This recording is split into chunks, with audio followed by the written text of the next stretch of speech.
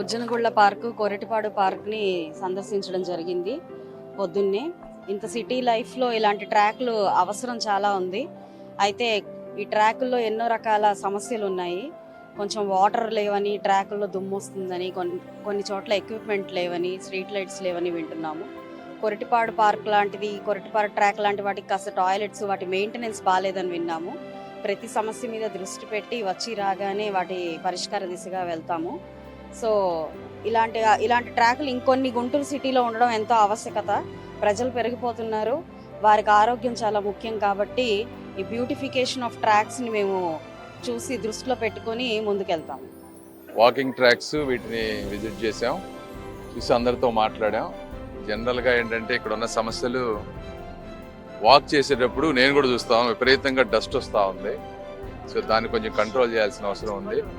తర్వాత street lighting ఇక్కడ కొంచెం బెటర్ కాదు, అక్కడ లైటింగ్ కూడా ఇబ్బంది ఉంది. రెండోది ఇక్కడ కొంచెం ఫెన్సింగ్ ఉంది, అక్కడ ఫెన్సింగ్ కూడా లేదు. తర్వాత ఎంత ఓపెన్ ఏరియా ఉంది, దీన్ని కొద్దిగా విజన్ ఉన్న వాళ్ళు కొద్దిగా హార్డ్ వర్క్ చేస్తే చాలా బ్యూటిఫికేషన్ చేసుకోవచ్చు మనం. ఇక్కడంతా వాటర్ వచ్చేటప్పటికి కొంతమంది వాటర్ ఉంటే దోమలు వస్తున్నాయి అంటున్నారు, కొంతమంది వాటర్ లేకపోతే చుట్టుపక్కల అంతా డ్రై అవుతుంది అంటున్నారు. సరే, దాన్ని మిక్స్గా చేసుకొని దోమలు రాకుండా వాటర్ పాండ్ లా క్రియేట్ చేసి కొంచెం అందంగా ఉండే విధంగా తయారు చేసుకోవడం, మొత్తం ప్లాంటేషన్ చేసుకోవడం చేయాలి. దానికి ఒక 3-4 crores ఏదో రిలీజ్ అయింది అంటున్నారు ఈ మధ్య. దీనికి ఇదంతా ఎక్కువ వీళ్ళు డొనేషన్స్తో చేశారు.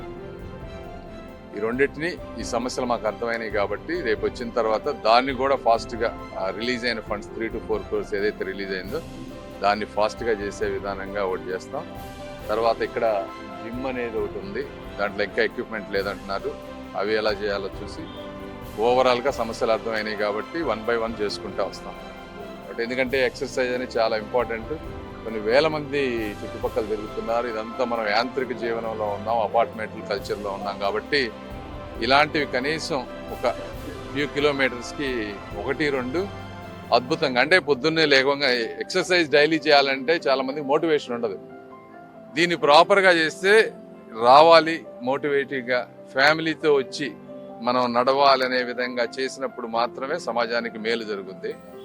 ఆ విధంగా దాని తత్వం అర్థమైంది కాబట్టి ఆ విధంగా వర్క్ చేసే దాంట్లో మేము ముందుకెళ్తాం.